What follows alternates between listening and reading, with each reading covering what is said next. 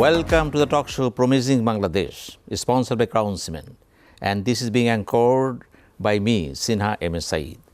Today we will discuss the issues taking place in the Middle East, especially Hamas and Israel, and then we switch over to the issues in Bangladesh. And to suit these purposes, we have two special guests here. On my right is former Ambassador and Foreign Secretary, Mr. Touhid Hossain. How are you? Fine, thank you. Well, on my left is former ambassador and now one of the leading diplomatic analysts, Mr. Humayun Kabir. How are you? Thank you. Fine. Thank you very much. Well, Mr. Touhid Hossain, you know very well what is happening in the Middle East, especially the Hamas and the Palestine issue and Israel issues. What is your understanding, please? Well, thank you. We have been seeing what is happening there. Hamas had conducted a raid into the Israeli territory, which is somewhat unprecedented because for many years the conflicts had been concentrated in Palestinian areas only. After a long time, really a Palestinian force has entered into Israel and taken the conflict there. But as it was obvious from the very beginning, and this is not going to bring a victory for the Palestinians. It was certain that the Israelis will retaliate, and I'm sure the Hamas leaders who had conducted the raid, they also knew that this is going to happen. The only thing that the world community was thinking of is that what would be the extent of that retaliatory measure. As we have seen, it's in the third week now of the war, and Israel has continued to bomb almost every place in Gaza, and at least 5,000 Palestinians, including close to 2,000 children, have been killed in their assault. And as they are saying, or they are boasting that this is just the beginning, they are going to actually destroy the Hamas as an organization, and they are going to go into, move into their military is going to move into Gaza to completely wipe out the Hamas organization. The worst thing that is happening is that while Israel is saying that they are destroying the Hamas, the so-called terrorists in their language, actually most of the people who are dying are very innocent Palestinians. But unfortunately there has been some very deplorable comments from the official dome in Israel. For example, they are saying that these are animals in human form. One of the ministers said this, and there are even words that there is no one innocent in Gaza because they support the terrorists. So these things like this are happening. Unfortunately, the international community's response has been in favor of the oppressors rather than the people who are dying in Israel, dying in Palestine, in Gaza. They have been openly lamenting, which I think, I personally feel that which is correct, that lamenting the death of Israeli children in the attack by Hamas, but they have not sounded a word about the death of the Palestinian children. So where we are in a situation in which the world, or for that matter, those who matter, have taken the side of Israel unconditionally. That whatever Israel does, they have in fact pronounced these words, whatever Israel does, they have their full support, including the US President. And not only that, the US and the Western allies are providing additional arms to the Israelis, although I don't think that they need any reinforcement to just take action against mostly civilians. Thank you very much, Mr. Touhid. We will come to you again. Mr. Humayun Kabir, you were ambassador, Bangladesh ambassador to US, and you know better, understand better the heart and pulse of the nation, American nation. What the role the U.S. playing at this very moment? Everybody is criticizing. Even the Secretary General of the UNO, Anthony Guterres, spoke otherwise. What is your analysis? Thank you. I think Ambassador Touhid has laid out the landscape and what is happening. It is a catastrophic disaster, a great humanitarian crisis, I would say. So, on 7th of October, when the Hamas raided the Israeli habitats, that brought out a couple of things, or I should say that it brought out some of the hidden agenda that was working for, I would say, many years and almost a decade or plus. A couple of elements here. In recent years, there was a tendency or there was an effort from the Israeli side to erase the Palestinian issue from the agenda of the Middle East and also from the larger international context. So that was the effort, and if you can recall, when Prime Minister Netanyahu was at the UN General Assembly just 2 months back, he was making a statement in his speech. He was saying, talking about as if there was no Palestine or Palestinians. He was talking about Israel, Saudi Arabia, Israel and other states in the Middle East. So there was a deliberate attempt to eliminate or to erase the concept of Palestine and the Palestinian people who have been suffering for more than 78 years now and trying to establish their state. And there has been, in Oslo, there was an agreement to establish 2 states, Israeli state and Palestinian state. Regardless of that, this attempt by the government of Israel in recent years has created a serious frustration among the Palestinians. And Secretary General Guterres has mentioned yesterday that whatever happened has not happened in a vacuum. So one has to understand the frustration of the Palestinians. Yes, one can argue with that, the attack they have launched against the Israelis on 7th. A lot of civilians were, at that time massacred, or whatever you say, they were killed and so on and so forth. But what is happening subsequent to that in Gaza now, this is an unmitigated disaster, and this is a violation of the international law. When you talk about the civilians being killed by Hamas in Israel, now people are not talking about the Palestinian people, civilians are being killed continuously every day by the Israeli attacks on Gaza. So this is something that people are talking about, and I think this requires this. It hits the international morality, if I may say so. So, you know, Israel has been playing with this issue for a long time, and I think this is a time that people should seriously think about what should we do. And if we look at the trajectory of the Palestinian-Israeli relationship, whenever there has been a major crisis, that was followed by some kind of dialogue or an effort to find a solution. Of course, the solution that was earlier, it was agreed, many solutions were agreed but not implemented. But my sense is, given the fact that this is the first time that Hamas has somehow proven that Israel is not impregnable, Israel is not invincible, that has raised a lot of questions about within the Israelis and also in the international community. So whatever is now happening, what we need to do, 3 things, it has been mentioned, I also just reiterate that. Number 1 is a ceasefire. It's an important element.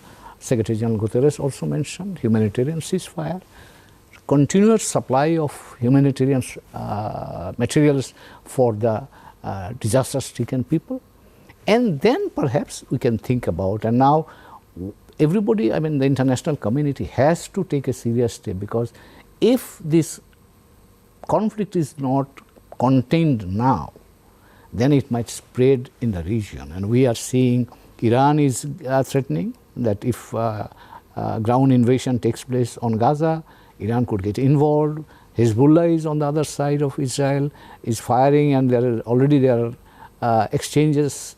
Then also in Syria, we are seeing some movement of some elements there, and the Americans are already involved there. So I think it's a very complex scenario, and my hope against hope is that despite all the things or all these big sounding threats and kind of other words, eventually the international community has to now think seriously about how to resolve this issue. It is not about, I should highlight here, the problem is not between Hamas and Israel, it is between Palestinians and Israel. So the Palestinian issue has to be addressed. It has been lingering, or it has been waiting for 78 years. It is high time that the international community should take cognizance of the fact that the Palestinians need a viable state. Thank you very much. Mr. Touhid Hossain, Mr. Humayun Kabir highlighted many things, especially he talked about the existence of PLO, I mean the Abbas. Do you hear the name of Abbas at this very moment? Not much, but he remains a symbolic head. I think he's past his prime a long time back, and he has also perhaps lost the touch that was needed to lead the Palestinians in a meaningful way. I would say that, just adding to what Ambassador Humayun Kabir said, I would just add that it is the West largely to blame, and definitely part of the blame, big part of the blame is on the US. They, in fact, proceeded with the Abraham Accord. That was the time when something for the Palestinians had to be added there.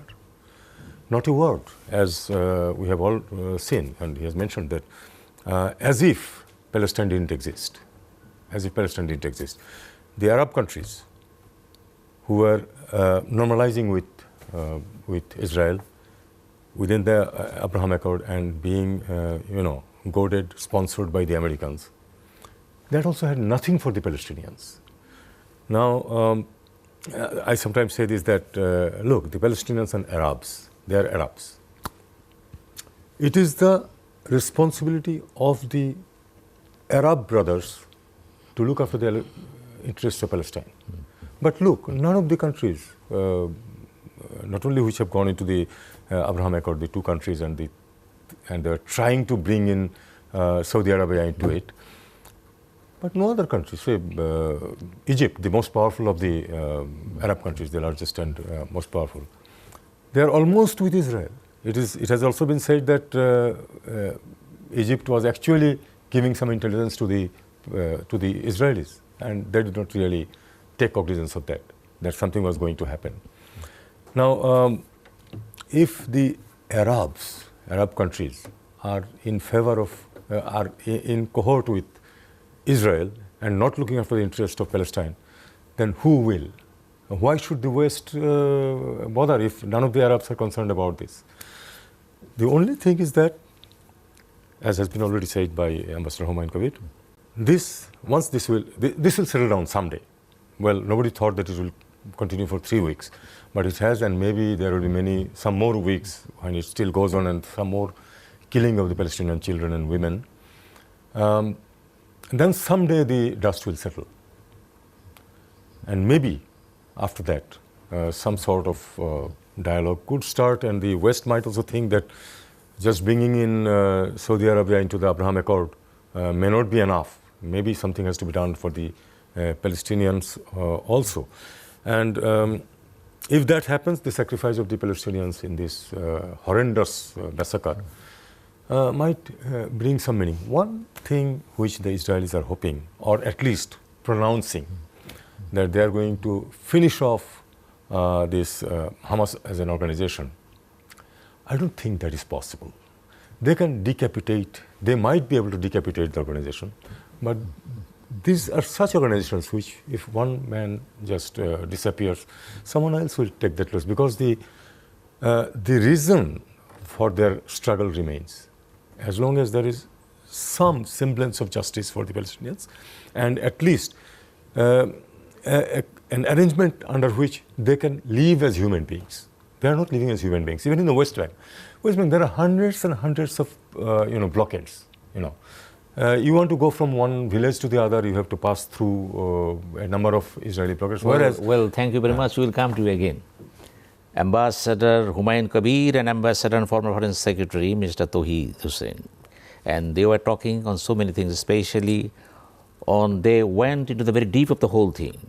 And now my question to Ambassador Humayun Kabir.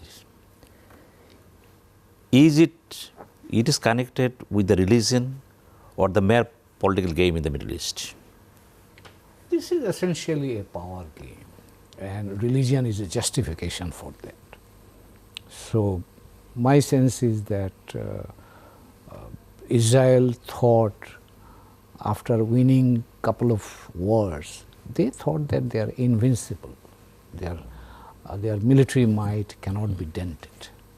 But this time, I mean, somehow, this time I think Hamas has dented that, and that now is being discussed widely even in Israel, that what do we do next? If our complacence has been met by a serious kind of debacle, military, security, intelligence, all things. And not only in Israel, outside the Western media, Western government circles, this is also being discussed. So I think that now Israel could do whatever they could do with the Palestinians because they are the dominant power, and as Ambassador Touhid has rightly mentioned, they are being supported by the West. Now, here another issue that comes in, for the West the dilemma is, you mentioned earlier about the US role. US has two-front challenge now. One is in Ukraine, which it has defined as a moral fight against the Russians, which had committed a wrong thing by invading Ukraine. So that was the basis of their argument, and Biden administration has made it as a template to achieve two objectives: one against Russia, another was against China. So that was the global game that the Biden administration was pursuing during the last few years. Now this issue, the Palestinian and Israeli current ongoing problem, has created a challenge for that, because if we talk about morality in Ukraine, where is the morality here? I mean, now that question is dogging or throwing the challenge to the American policy globally, and that's why you can see that the Chinese are taking an independent position on Palestinian issue. Russians have taken an independent position. Many of the developing countries have their positions which is at some kind of variance with the Western position, for example. But there are, India, for example, supported Israel, and then they rectified. They also subsequently mentioned about the rights of the Palestinians.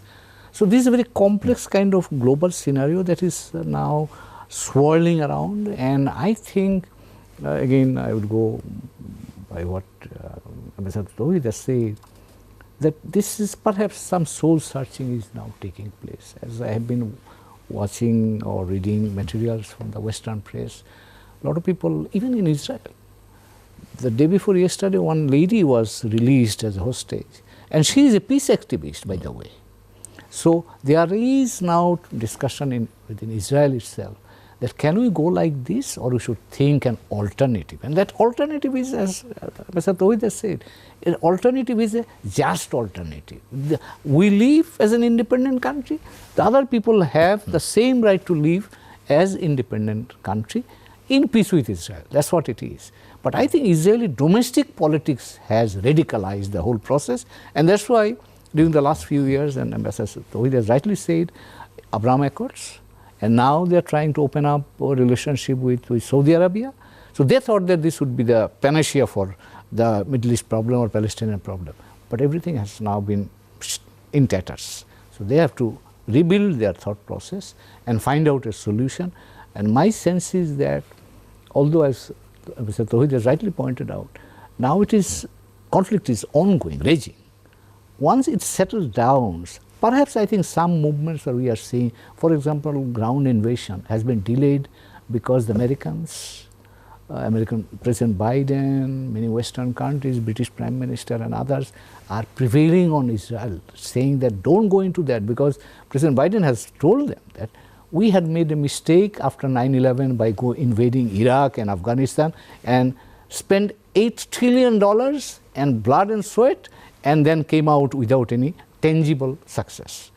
For Israel, this could be the same problem in Gaza, and that's why I think they are advising Israel to reconsider or slow down, and then perhaps thinking about what to do. And I think yesterday the statement made by the UN Secretary General was Thank you. really very Thank you very much for your wonderful explanation.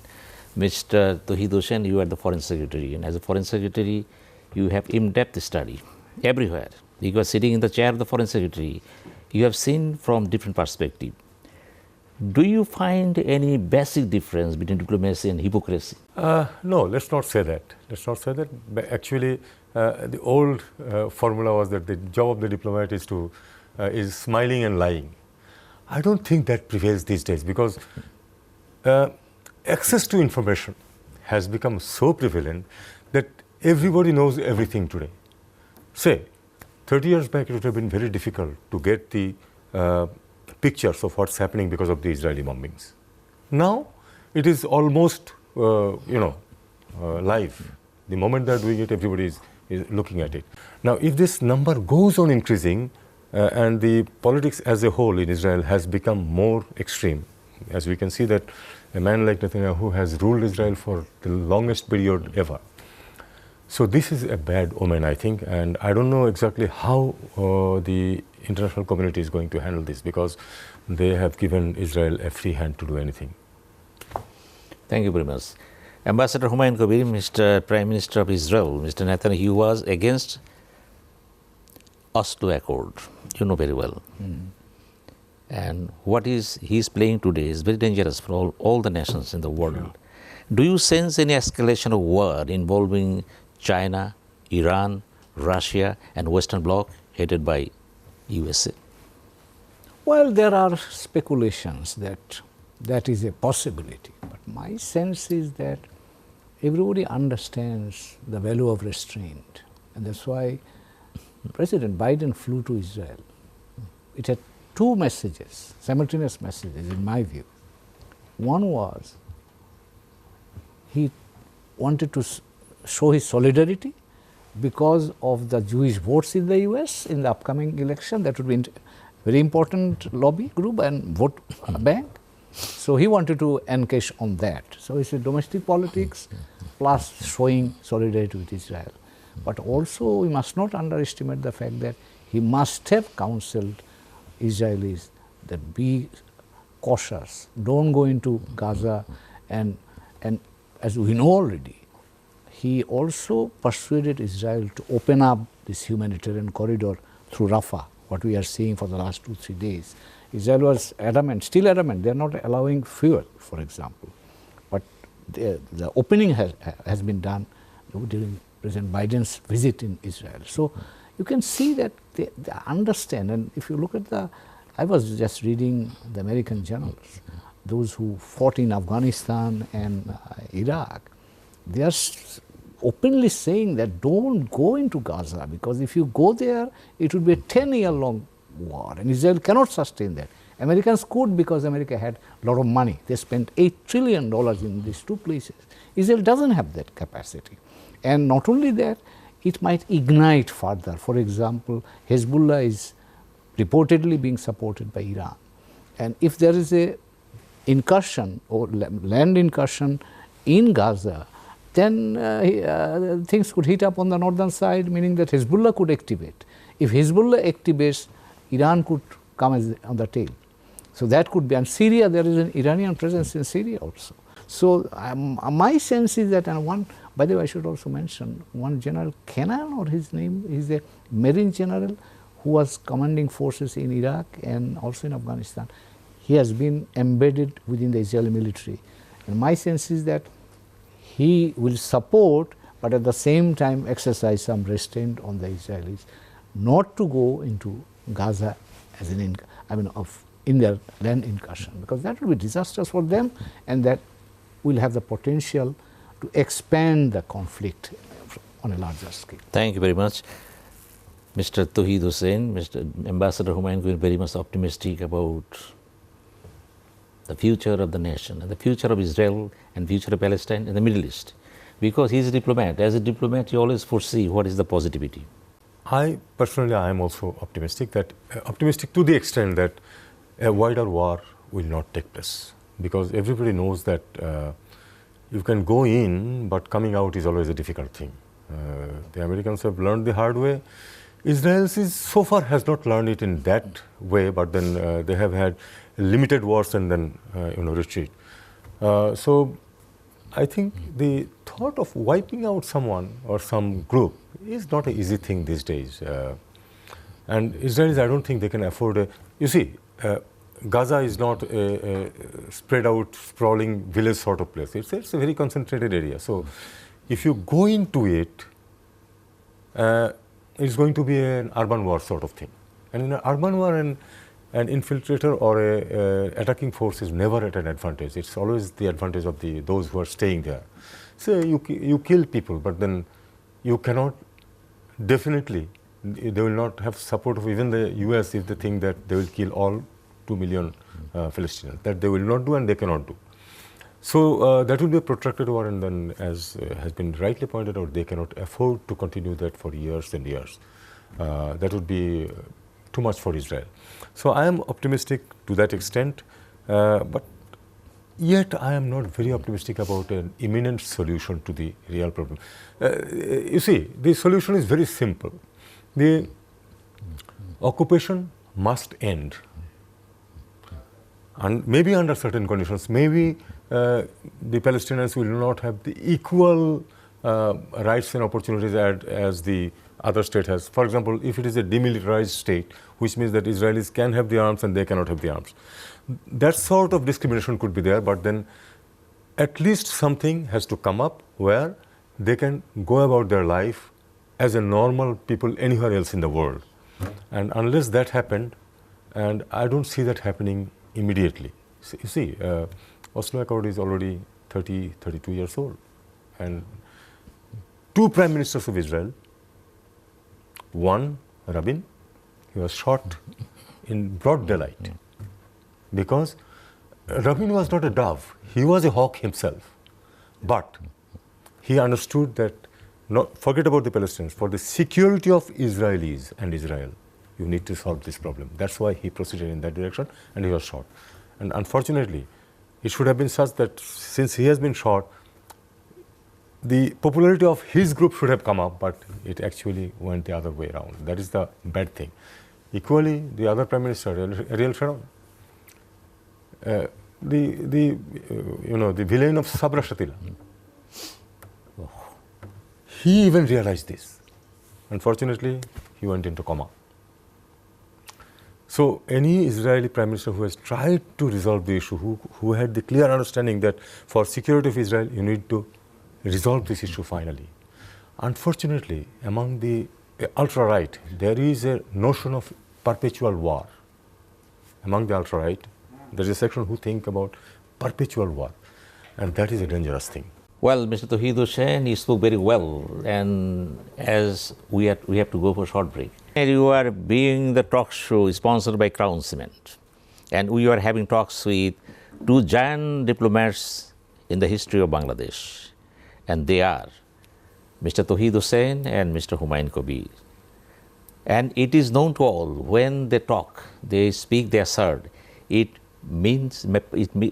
just passes messages. And keeping this in mind, Mr. Humayun Kabir, you have a very bright political background before you joining the foreign service. You know very well what is happening in Bangladesh, nothing to be elaborated. What the silver lining you have in mind? Well, we've been talking about the Palestinian crisis. Yeah. So I think the Bangladesh government has taken a very strong position, and that has strong popular support also. I think Bangladesh has been maintaining this position in favor of Palestinians for a long time, and I think this time also we have stood by the Palestinian brothers and sisters. And I think that we should always stand by that, because we believe, as Ambassador Touhid has said, that like any other people, the Palestinians have the right to live as a normal people and in their state and in peace with their neighbors, including Israel. On other issue, I would say, as we have been noticing, I mean, we are now on the verge of an election soon, and my sense is that that an inclusive election, participatory election, is the desire of the people. And why? That's my personal view, is that because our future is very much linked to this election or the upcoming election. Why? Because we have been benefiting for the last 52 years from our connectivity, particularly connectivity with the outside world. Our domestic achievements, say agricultural sector, our export, import, our remittance, our migration, all are connected to this. So I think we are now at a stage where we are moving into a higher level of economic growth, as you call it, developing, low income developing country status in 2026. So these are the things that we'll have to do by reforming or undertaking some reform domestically. And that reforms could have a number of areas. Governance reforms would be involved in that. Economic reforms would be involved in that. Education sector reform would be there, because education and skills would be a part of major element of productivity growth, for example. And also I would say that our political process has to be developed, or I would say brought to a kind of place where we can have some common understanding on some of the fundamentals, because our relationship with the world would be, this element would be critical for maintaining a stable relationship with the outside world. Now what we are seeing is that due to our deficits in the system, or this government follows one policy, then other side can follow another. That can create a lot of hiccups. So I believe that on certain fundamentals, particularly in relation to our relationship with the outside world, we have to have some, I would say, common understanding on few national interests, as we call it, because it's the issue of Bangladesh. And within that framework, people choose their representatives. Thank you very much. Ambassador Touhid Hossain, within the framework, it means Ambassador Humayun Kabir hinted to the very point of national consensus, especially on foreign policy. Do you sense any such reality near future?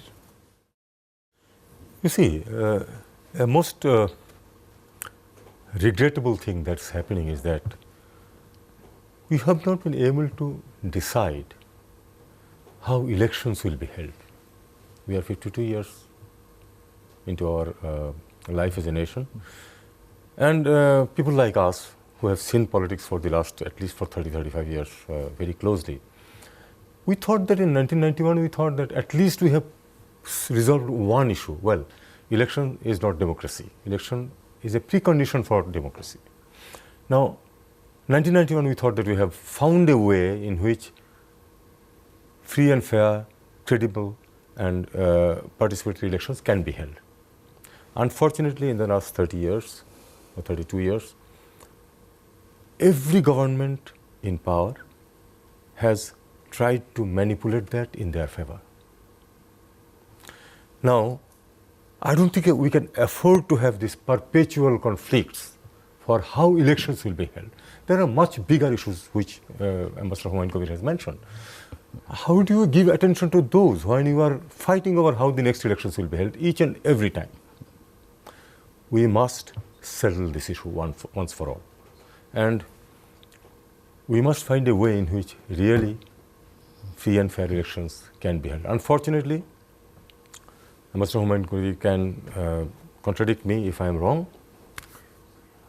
As I have seen in the last 30 years or 40 years, well, more than that, I started giving vote in 1973, first time.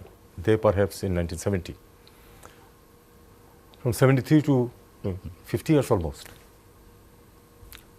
I have not seen one election in which the government in power conducts the election and it has been fair. It has been a free and fair election. I have not seen it.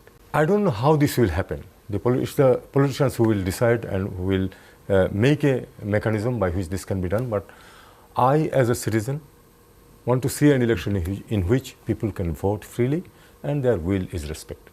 Thank you very much. Mr. Humayun Kabir, my very simple question, question to you. You are a student of political science and also a teacher of political science, and fortunately I was a student of the MSS final year. And from that standpoint, you are also my teacher. With this very brilliant background to political science, to some extent you are also a political scientist. You are a diplomat.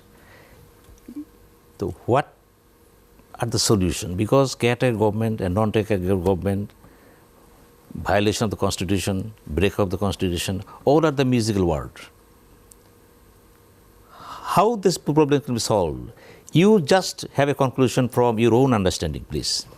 Well, thank you very much. Let me bring up something from our neighborhood. I was in Nepal as ambassador from 2003 to 2006. That was the thick time of Maoist insurgency. 13,000 people died from Maoist insurgency. Maoists were fighting the government and state both. They wanted to reform the state. And 2006, they came to a compromise. Maoist insurgency was stopped. They sat down. They worked out a federal structure. They changed the whole structure of the state. Maoist, part of the Maoist, or large part of the Maoist were inducted into the army. And the Maoist leader, who was the insurgent leader for 10 years, he is the third time Prime Minister of Nepal right now. Prachanda. So you can see in politics there is no last word. And politics is an art of compromise. And for what? To keeping the interest of the people. Whatever people want, the politicians convey that, catalyze on that, and they come to a conclusion. So that, as Mr. Touhid has said, people's desire is reflected, because the essence of democracy is a governance structure based on the consent of the people. And that consent is expressed through elections. So that consent has to be, situation should be created or allowed, the citizens should be allowed. No excuse can work there. They should be simply allowed to express their will.